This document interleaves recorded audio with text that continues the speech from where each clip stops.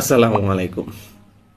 এই বৃষ্টির মৌসুমে আমরা শব্দার্থ শিখব, কিন্তু বৃষ্টি রিলেটেড শব্দ শিখব না, তা কি করে হয়?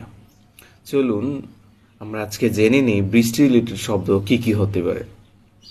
প্রথমেই যখন হালকা বৃষ্টি হয় তখন আমরা সেটাকে বলতে পারি ইটস ড্রিজলিং ও ইটস লাইট রেইন। যখন তার থেকেও একটু ভারী হয় সেইটাকে আমরা বলতে পারি ইটস রেইনিং। একটু হেভি রেইন বা আমরা যেটাকে বলতে পারি, এরপর একটু ভারী বৃষ্টিপাত হলে আমরা সেটাকে বলতে পারি ইটস পৌরিং এবং ইটস হেভি রেইন।